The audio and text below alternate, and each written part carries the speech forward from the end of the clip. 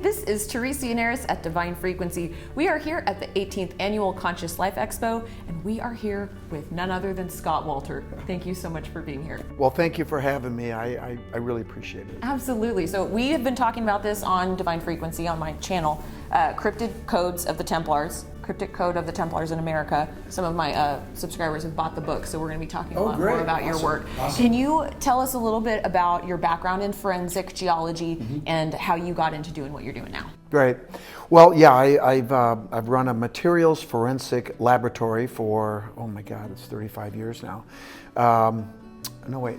It's 30 years, but I did 5 years before with another company. But American Petrographic Services is the name of the company, and basically what we do there is autopsies on concrete and rock, and primarily in the construction field. You know, if there's a failure, low strength, it cracks, whatever, they'll send samples to us.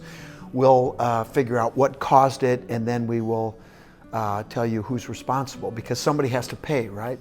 So we often get involved in litigation and controversial, litigious things. But in 2000, the Kensington runestone was brought to my laboratory, and they asked me to do a forensic analysis on it, and I didn't know what it was. I'd never heard of it, and I felt kind of embarrassed after I got to know a little more about it.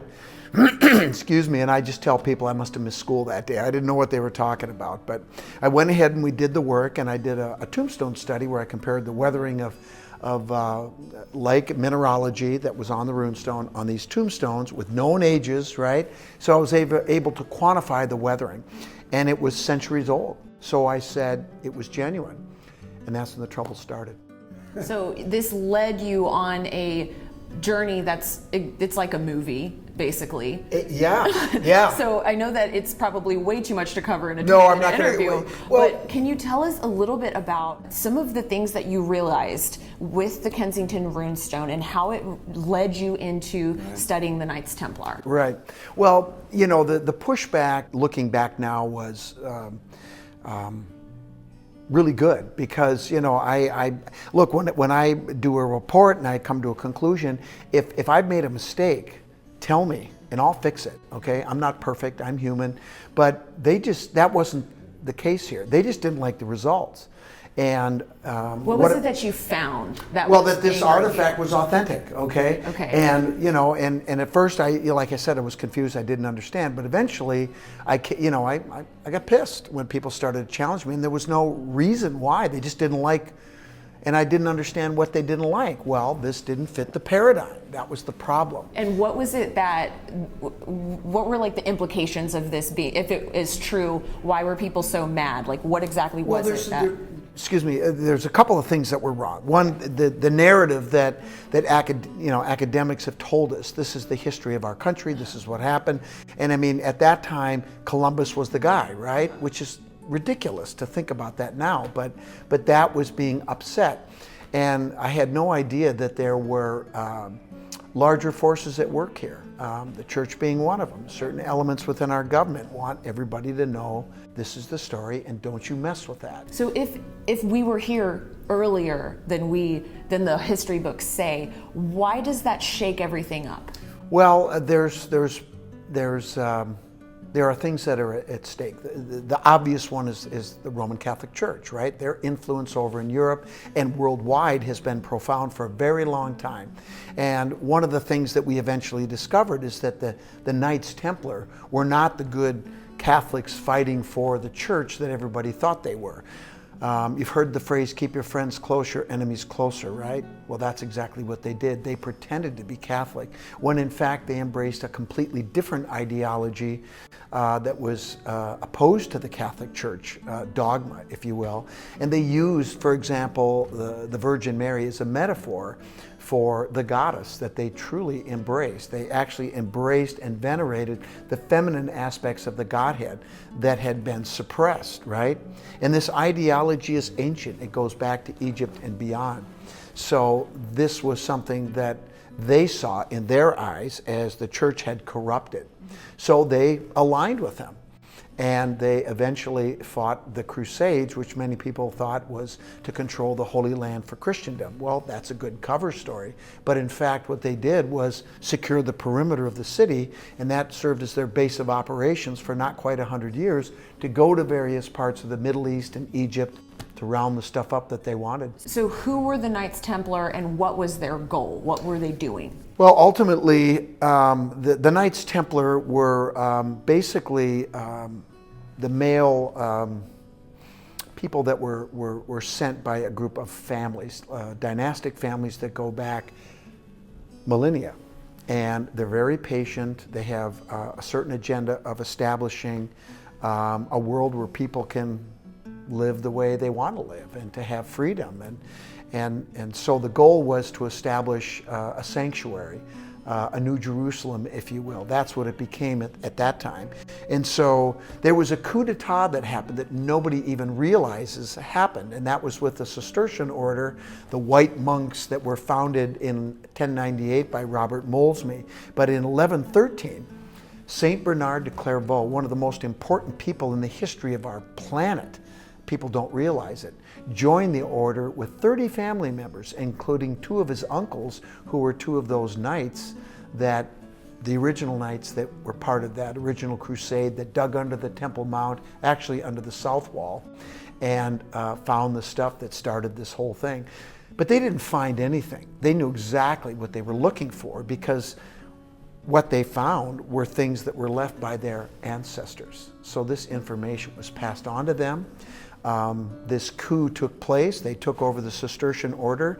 Bernard started the second daughter abbey at Clairvaux, and by the time he died in 1153, there were 300 Cistercian abbeys all across Europe, into Scandinavia, and into the Holy Land. Now think about that. In his lifetime, from 1 abbey to 300, filled with monks. And by the way, he was the one who wrote the charter in 1128 for a group called the Knights Templar Order. And so when you look at the history of this from the standpoint, from a different lens than the standard historical narrative that we're told, it's a completely different story. And it's amazing. What it seems to me, because I'm trying to keep a bird's eye perspective as I'm learning about your research, and it's global, it's worldwide. You've been hopping all over the place.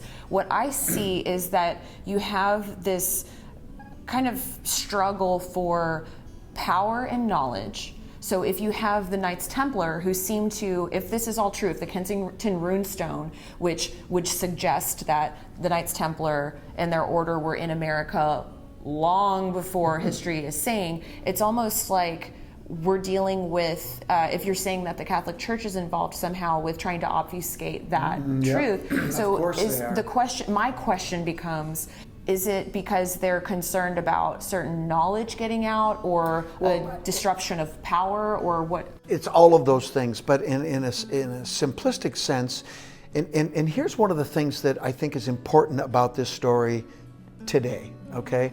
And I'll just cut to the chase. This is not a Christian country, okay? The United States is not a Christian country. Half the people in this nation think that it is, which tells me that they truly don't understand the tenets upon which this nation was founded by my brother Masons, the founding fathers, right? Who were all deists. They weren't Christian. Some were Christian.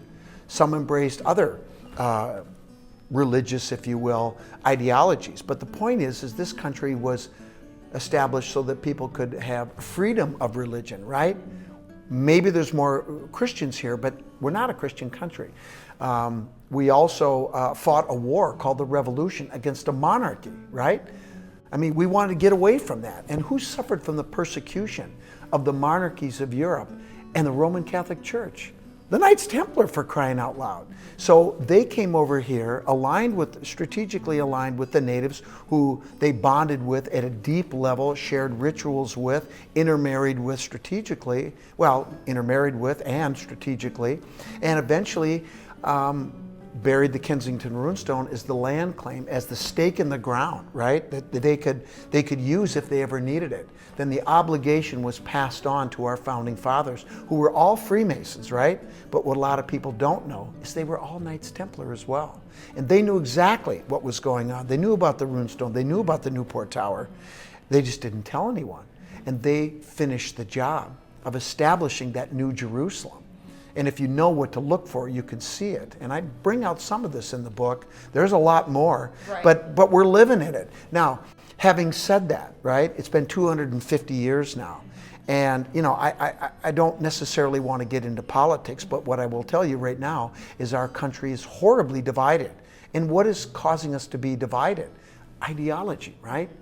And unfortunately, what's happening is we're seeing some of the things that we wanted to get away from, that our founding fathers fought a war against. It's coming back. So, you know, some people think that's great. I think it's terrible, quite frankly. And I think that part of what I'm hoping will come from this research that we've done, the facts that we're bringing forward, the documents we're bringing forward that support what the true story is, will remind people what those tenets were upon which this nation was founded. Okay? This is what we fought wars over, right? These guys signed their name, and it was a death sentence. If we lost, they're all dead. And they sacrificed for us, and now we're blowing it, quite frankly. So I'm hoping that this will help maybe turn things around. Okay, that's a great answer. So can you tell us about how Freemasonry came into the picture for you as you were following your line of research, and you also come from a family? Like, how does your dad play into this? I'm really interested in this side. Okay, so Freemasonry was key, and I talk about an epiphany that I had with the Cryptic Code, which told me that the monk that carved the Kensington runestone was initiated. He understood the Enochian mysteries and uses the whole premise in the stone, but you have to know how to read it. But going back, I didn't know my dad was a Mason until the day after he passed. He drowned, and they cut this ring off his finger that he always wore on his pinky, and I never looked at it. And I looked at it eventually, and I went home and I said, "Mom, what is this sword with this 5-pointed star on it?" And she said, "Oh, your dad was a Shriner." I said, "What's a Shriner?" She said, "He was a Freemason." I go, "What's a Freemason?" You know, and we had a short discussion. She really didn't know, because my dad's generation, the post-World War II era, you know, they were very secretive about that, and they didn't talk about it. That was just sort of the status of Freemasonry at the time, right? You just kept it real quiet. And I've convinced my leadership within the local community I deal with, and on a national level, that, hey, listen, I believe that we need more Masons in this country. I think it's a good thing.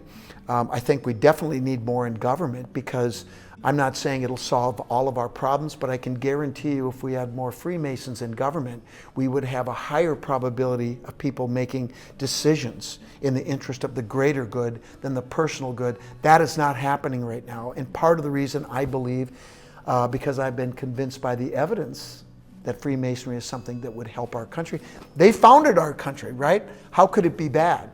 So that's really where it's gone and where I am now. But I didn't want to be a Freemason, even though I was being convinced that this is something I wanted to be part of. And I didn't even know my own history within my family.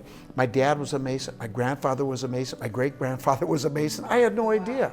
And so now I'm proud to be part of it, and I'm a shameless advocate for it, because I really think it would help all of us.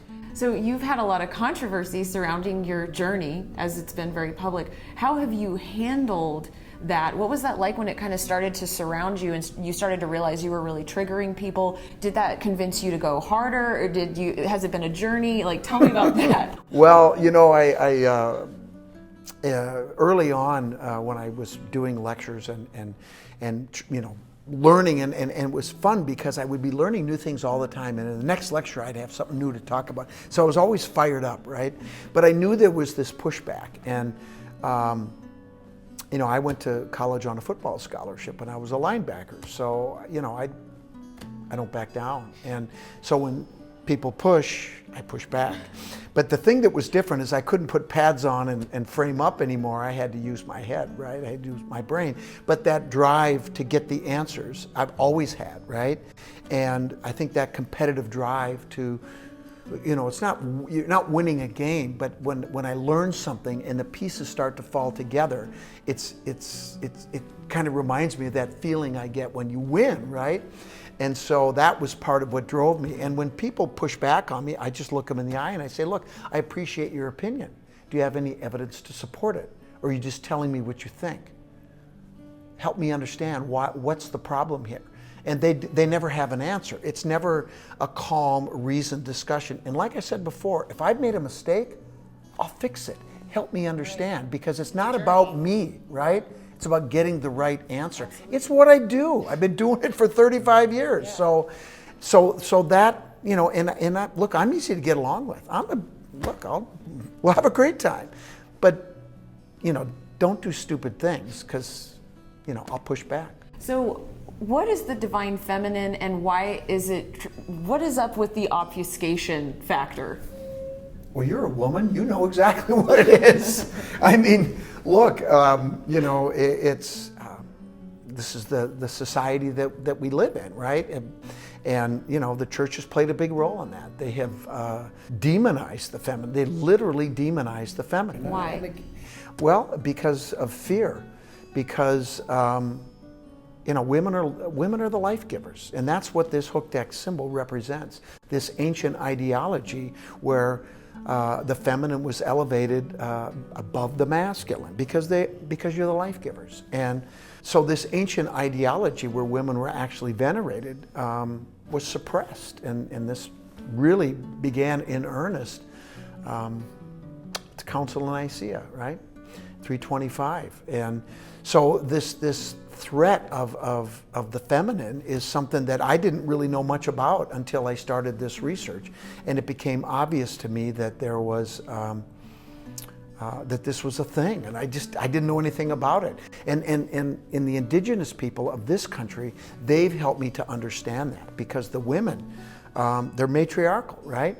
And so I've learned a lot about it, and I just think that it's important that I see the way to get balance that is like this. The women are down here and guys are up here, right? In our society, in religion, and just everywhere. That's why we're struggling. That's why we have all these issues. And I just think that if we want to have a world that's going to be what we want it to be, there has to be balance. Did you learn about the divine feminine through becoming a Freemason? No, it wasn't through that. It that. happened long before that. It was all part of this. The first couple years, I did the work on the stone, the language and the codes and all that. And then I wanted to know who did this, because look, if this is an authentic artifact, somebody carved it. They came here for some reason and from some place, right? So all those things have to be out there. You just got to go find them. And then as I went on this journey, that's led me to Gotland, to Sweden, to Gotland, to the Cistercians, to the Templars. But then, why did they do this? What is this hooked X? That was the one thing I couldn't figure out, because nobody knew what it was. And eventually I figured it out, and it had to do with the divine feminine. And then everything fell into place. And then I learned about Bernard, his fascination with the Virgin Mary, who was really the goddess, right? And it all fell into place. And now it's, and when you do a scientific investigation, it doesn't matter if you're looking at concrete, if you're studying a murder case, or you're investigating the Templars. The evidence all has to fit, as it must, if you are on the right track. If you have a piece of data that's hanging out there that doesn't fit, you're not there yet. So that process of investigation, I understand better than anyone, because it's what I do. And I know when it's not done right. And I've seen it with linguists, archaeologists, runologists, and the people that were pushing back on me. And here's what it boils down to. I can sum it up like this, and you'll get it instantly. For over 100 years, these academics have been trying to tell the Kensington runestone what it's supposed to be, instead of letting it tell them what it is. Amazing. Thank you so much, Scott. All right, how's that for a finisher? Thank you. This is Teresa Yanaros and Scott Wolter at Divine Frequency. We are here at the 18th Annual Conscious Life Expo. Y'all have a great day out there. Bye.